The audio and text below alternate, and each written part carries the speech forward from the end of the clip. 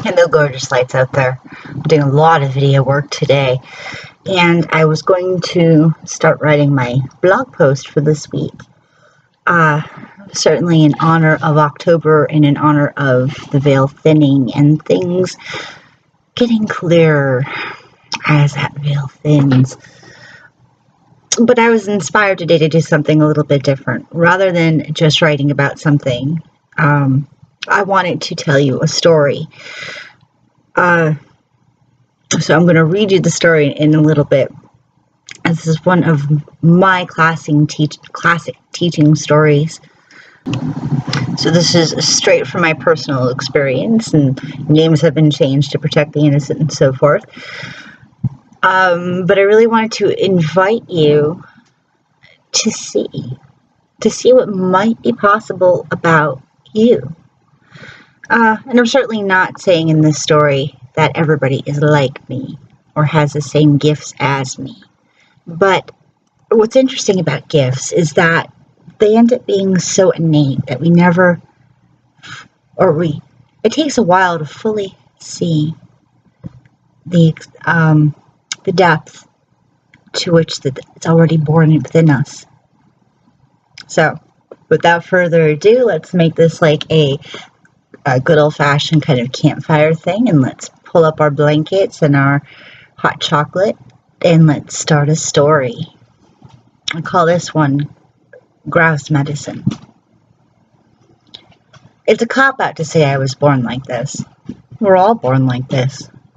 Few people do not have stories of knowing who a caller was before the phone began to ring, warning dreams of death, accidents, or some kind of experience with ghosts, angels, or simply something unknown. Not many of us have the chance to realize the fullness or depth of having these gifts. But for me, the idea of having gifts was one I didn't fully realize until I was in my 20s, until I was in college. My realization started with a deck of animal totem cards. I got them on a whim, and they felt good to my hands, and at the time, I was very interested in shamanism. Every few days, I would choose a new card and place it in my student ID case. This way, I can carry my medicine lesson with me and get to know the cards more intimately. I had my favorites, of course. Eagle was strong and sharp-eyed, and Cougar was crafty and fierce. Owl and Crow, messengers from beyond. But about halfway through the school year, I got stuck with Grouse. I didn't really like Grouse. I didn't understand why I needed to hold on to Grouse's medicine for such a long time. I thought I was already following the medicine of Grouse, which is find your rhythm, honor the synchronicity, and spiral into your potential. I was in college, after all, and practicing shamanism. It's almost a needless pun to point out that I was grousing about Grouse's medicine. In an attempt to get other messages, I would draw until I got something other than Grouse. But this continued until the day I got really stuck with Grouse, as the whole deck but Grouse vanished from my nightstand. Damn fairies. Months passed, and a few times I'd become so irked at Grouse that I tore through my room looking for the deck, and each time the deck remained as lost as before. The memory of it would stick in my mind like a word on the tip of the tongue, waiting just beyond reach of being remembered. Even though I huffed and groused that my deck had been lost, there was little I can do about replacing it in my college budget, so Grouse stayed tucked into my ID case. When the end of the school year came, I cleaned out my room from top to bottom. I did find the deck of animal totem cards on the bottom of my nightstand, and this was a place I had cleaned several times since I had lost the deck. But the deck sat there, as if mocking me, between a few books at the bottom of my nightstand. Of course, I had been through those books and even taken them off the shelf, and I groused even more internally throughout the day as I finished cleaning and packing for the year. That evening, I treated myself to going down to my friend's apartment for some tea and downtime. bit of a ritual for us, and you can take that as literally as you like, because for me, life is lived by intentions and not necessarily bells and whistles. We lit the candles, had a light dinner, and waited for our brew. She and I crashed on the futon couch while we waited and eventually took our tea. It was an odd night, and my friend had other visitors, of which only she can see. After several trips out west and to a reservation in New Mexico, my friend had managed to acquire the friendship of some deceased native elders. And the elders had their stereotypical sense of humor. But nothing about that was odd to me. I had grown up with my friend, and so I was used to the way she worked and what she can do. But that night, her friends were particularly antagonistic in their teasing. And that night, there was a message for me. I never took their messages with grace. It usually brought out a chip in my shoulder. And I groused internally as my friend began to laugh while imparting the message.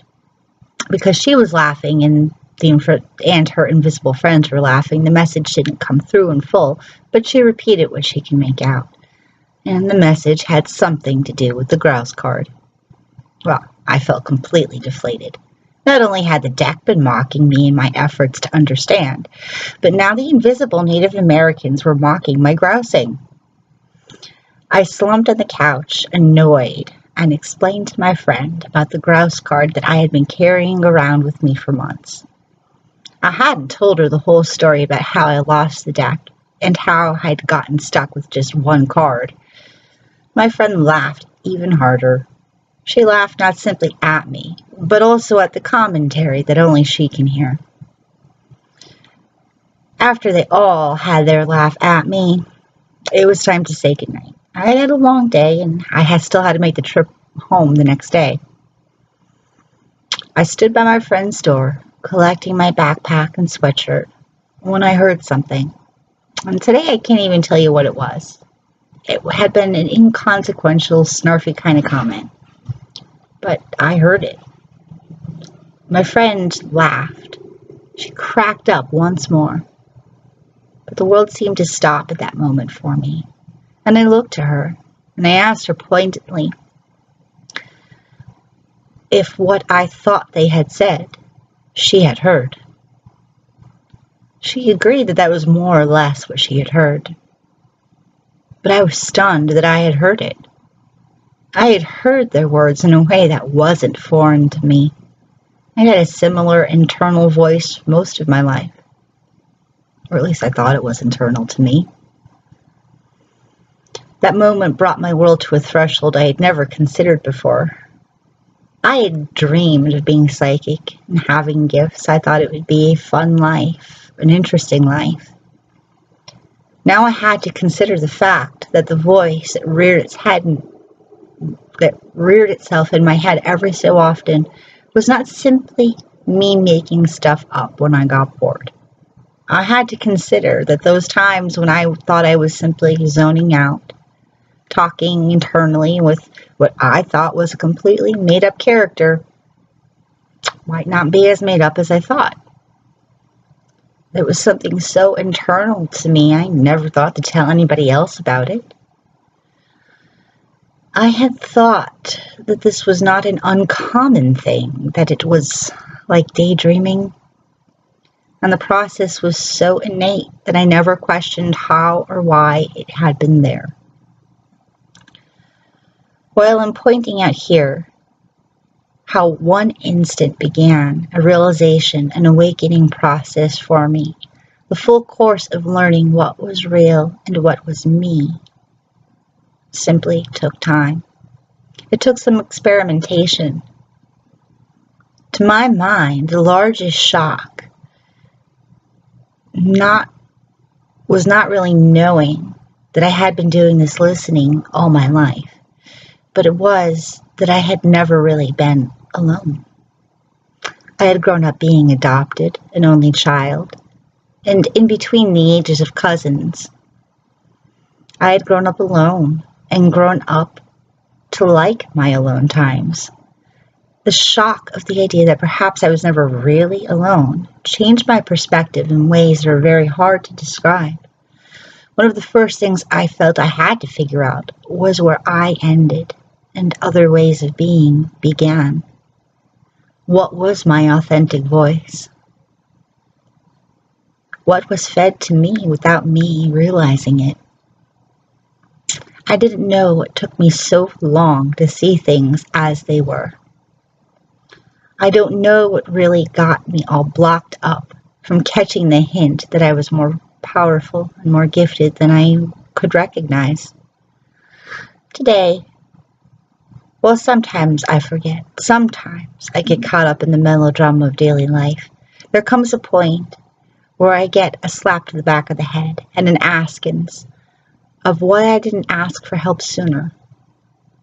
The world comes back into focus then, and the patterns and cycles of things give me the sight and knowledge I need to tread the deep waters of life and to have the strength to live my life on my own terms and spirit-led. My path is mine alone, given to me a long time ago, laid forth by ancestors and friends. My path, my wheel of life and medicine is the only thing that can break me, the only thing that can heal me. It is the only thing that is real. This is the medicine lesson of the honorable brother, sometimes trickster, Grouse. Find your rhythm, honor your synchronicity, and spiral into your potential loves. So, in honor of Halloween and of Samhain, beautiful souls, I want to invite you to start sharing your stories and your experiences. This is sacred work. This is a sacred call. This isn't just storytelling or trying to get people to believe something that they might not be ready for yet. But for those of us who do have these experiences, sharing what we know and how we've come to realize what we've realized and awakened to is an invaluable and sacred lesson. So, email me, comment in my groups, hit me up on Facebook, share your stories, love, for just sharing divine guidance. Happy October!